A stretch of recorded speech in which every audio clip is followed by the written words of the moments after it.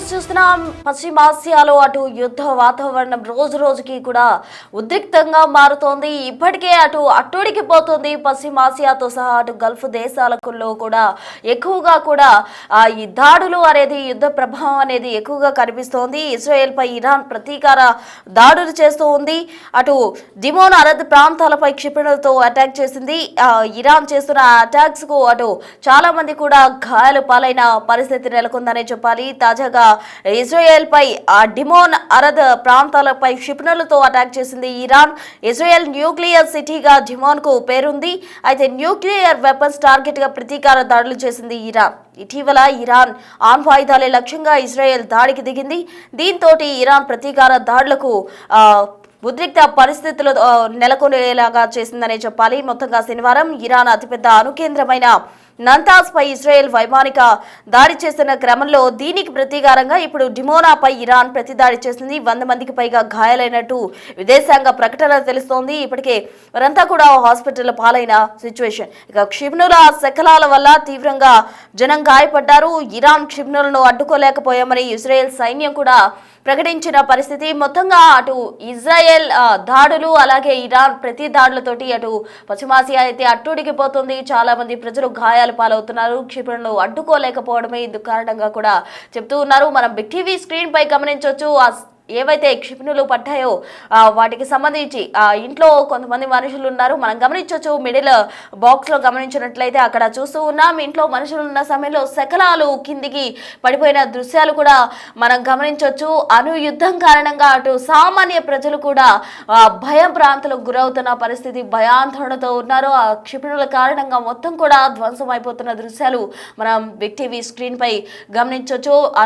అణు కేంద్రాలను ధ్వంసం చేయడమే లక్ష్యంగా కూడా అటు ఇరాన్ టార్గెట్ చేస్తుంది. అయితే ఆ క్షిపణులు అడ్డుకోలేకపోవడంతో ఆ సామాన్య ప్రజలపై కూడా ఈ క్షిపణులు పడి వారు గాయాలు పాలైన సిచ్యువేషన్ నెలకొందని చెప్పాలి. మొత్తంగా అటు ఇజ్రాయెల్లో అంతా కూడా భయభ్రాంతులకు గురయ్యారు. అటు డిమోనాపై ఏదైతే ఇరాన్ దాడులు జరిపిందో ఆ దాడులతోటి ఒక్కసారిగా కూడా బింబేలెత్తిపోయిన పరిస్థితి. ఒకసారి స్పాట్స్ చూద్దాం.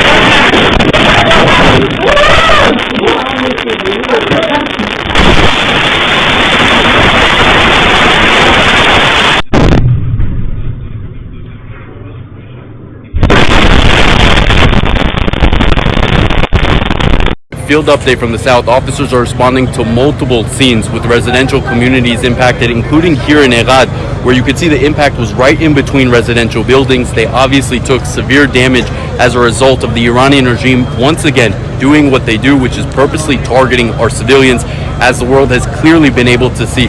Though some of the buildings here are at risk of collapsing, you can see our officers together with other forces are conducting life-saving operations, including clearing residents from the buildings and collecting and neutralizing dangerous fragments and debris.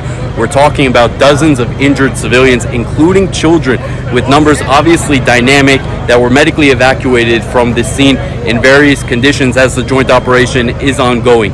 Now, friends in Israel, I reiterate, listen to the instructions of the Home Front Command. When there's a siren, take protected shelter. Go into protected spaces. It's not a game. Here on the ground, we've seen it save lives time and time again. Field up. ఏవైతే శనివారం Israel దాడులు జరిపిందో అందుకు ప్రతీకారంగా Iran డిమోనాపై దాడికి ఎగబడింది. Dimona అరద్ వంటి వాటిపై ఎక్కువగా కూడా దాడికి తగ్గబడింది. క్షిపణులను అడ్డుకోలేకపోయామంటూ కూడా ఇజ్రాయెల్ సైన్యం వెల్లడించిన పరిస్థితి. దీంతో సామాన్య ప్రజలపై కూడా ఎక్కువగా కూడా ప్రభావం పడింది. ఎందుకంటే వారు ఇళ్లలో ఉన్న సమయంలో కూడా ఈ క్షిపణులను అడ్డుకోలేకపోయిన క్రమంలో వారంతా కూడా గాయాలు పాలయ్యారు. ఆ శకలాలు తగిలి చాలా మంది కూడా గాయాలు పాలైనట్టు చెప్తున్నారు. అధికారికంగా ఇప్పటికే 100 మందికి పైగా కూడా గాయాలైనట్టు సమాచారం. మొత్తంగా అనుయుద్ధం ఎంతటి ప్రభావం చూపుతోంది, సామాన్యులు కూడా ఎక్కువగా ఎఫెక్ట్ అవుతున్న పరిస్థితి ఇక్కడ నెలకొందనే చెప్పాలి. దాడులు ప్రతి దాడులతోటి అటు మొత్తంగా కూడా అట్టుడిగిపోతున్న పరిస్థితి నెలకొంది. తాజా అప్డేట్స్ అందించేందుకు మా ప్రతినిధి శివ సిద్ధంగా ఉన్నారు. శివ, చెప్పండి, ఆణ్వాయుధాలే లక్ష్యంగా అణు కేంద్రాలను ధ్వంసం చేసే లక్ష్యంగా కూడా అటు ఇరాన్ ప్రతి దాడులకు దిగిన క్రమంలో అసలు 100 మంది వరకు కూడా గాయాలు పాలైనట్టు సమాచారం అందుతోంది. అయితే ఈ దాడి ప్రతి దాడులు ఎప్పటికీ నిలువరించే అవకాశం ఉంది. అటు యుద్ధాన్ని నిలువరించడానికి అటు చాలా ప్రయత్నాలు చేస్తున్నప్పటికీ కూడా ఈ యుద్ధం అనేది ఆగే ప్రసక్తే కనిపించలేనంత విధంగా కూడా కనిపిస్తోంది. మరి ఎలా ఉండబోతోంది? రైట్ ప్రస్తుతం అమెరికా, ఇజ్రాయెల్, ఇరాన్ మధ్య యుద్ధం కొనసాగుతున్నది. ఇజ్రాయెల్ పై ఇరాన్ ప్రతీకార దాడులకు దిగుతోంది.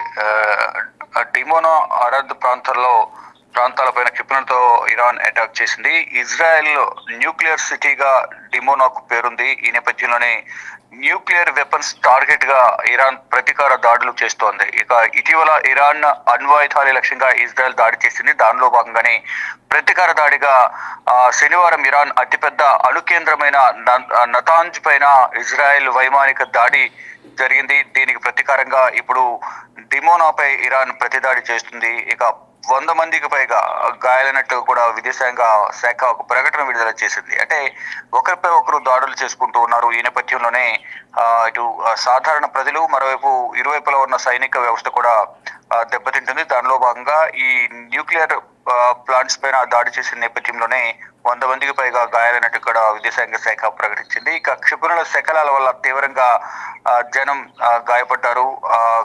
ఇరాన్ క్షిపణులను అడ్డుకోలేకపోయామంటూ కూడా ఇజ్రాయెల్ సైతం ఒక ప్రకటన విడుదల చేసింది. అంటే గతంలో ఇరాన్ అణ్వాయుధాలే టార్గెట్ గా ఇజ్రాయెల్ దాడి చేసిన నేపథ్యంలోనే ఇప్పుడు ఇజ్రాయెల్ పై ఇరాన్ దాడులు చేస్తుంది. అంటే దాడులు ప్రతి దాడులతో ఇటు పశ్చిమాసియా దేశాలు, మరోవైపు ఇజ్రాయెల్, అమెరికా, ఇరాన్ అట్టుడుకుతూ ఉన్నాయి. 23వ రోజు ఈరోజు దాడులు జరుగుతున్నాయి. అంటే 28న మొదలైంది, ఈ రోజు 22వ తేదీ. అంటే 23వ రోజు కూడా గత 23 రోజులుగా యుద్ధం అనేది కొనసాగుతుంది. యుద్ధం వల్ల సాధారణ ప్రజలు కూడా చాలా ఇబ్బందులు ఎదుర్కొంటున్నారు. ఇటు ఈ 3 దేశాలతో పాటు పశ్చిమాసియా దేశాలు కానీ, ఇటు గల్ఫ్ కంట్రీస్ కానీ తీవ్ర ఆందోళన వ్యక్తం చేస్తున్నాయి. అయినప్పటికీ కూడా ఎవరు ఏ ఒక్కరు కూడా వెనకడుగు వేయకుండా దాడులు ప్రతిదాడులు అనేది చేసుకుంటూ ఉన్నారు. ప్రజెంట్ సిచ్యువేషన్ చూసుకుంటే ఇంకా ఈ దాడులు అనేవి కొనసాగుతూనే ఉన్నాయి ప్రస్తుతం. Right Shiva, thank you. So మొత్తంగా అయితే నతాంజాపై ఇజ్రాయెల్ వైమానిక దాడి చేసిన క్రమంలో ప్రతీకారంగా ఇప్పుడు డిమోనాపై ఇరాన్ ప్రతి దాడి చేసింది. ఆ దృశ్యాలన్నీ కూడా మనం టీవీ స్క్రీన్ పై గమనించవచ్చు. 100 మందికి పైగా ఈ శకలాలు తగలడం కారణంగా గాయాలు పాలైనట్టు కూడా విదేశాంగ శాఖ ప్రకటన చేసింది. క్షిపణుల శకలాల వల్ల తీవ్రంగా జనం గాయపడ్డారు. అయితే క్షిపణులు అడ్డుకోలేకపోయామంటూ కూడా ఇజ్రాయెల్ ఆర్మీ ప్రకటించింది. ఇజ్రాయెల్ పై ఇరాన్ ప్రతీకార దాడులు తెగబడింది. ఎంతలా అక్కడ భయాందోళన సిచ్యువేషన్ నెలకొందో కూడా మనం అర్థం చేసుకోవచ్చు. డిమోనా అరద్ ప్రాంతాలపై క్షిపణులతో అటాక్ చేసింది ఇరాన్. అణు యుద్ధమే లక్ష్యంగా కూడా పశ్చిమాసియా అట్టుడిగిపోతున్న పరిస్థితి. ఇజ్రాయెల్ న్యూక్లియర్ సిటీగా డిమోనాకు పేరున్న క్రమంలో న్యూక్లియర్ వెపన్స్ టార్గెట్ గా ప్రతీకార దాడులకు దిగింది ఇరాన్.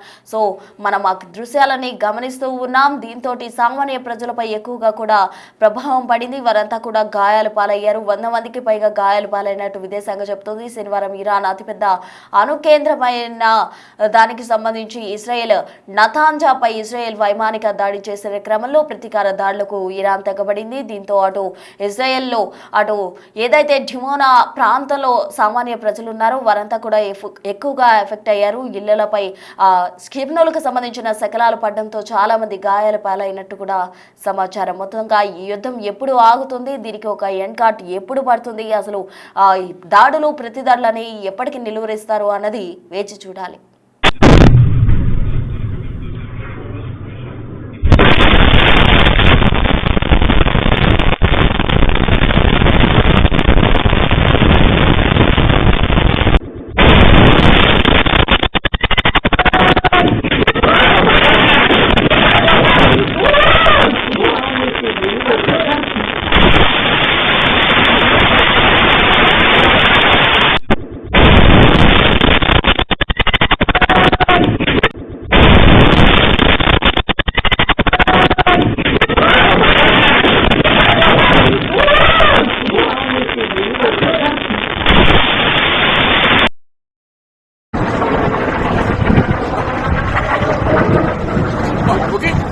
Go! Get up!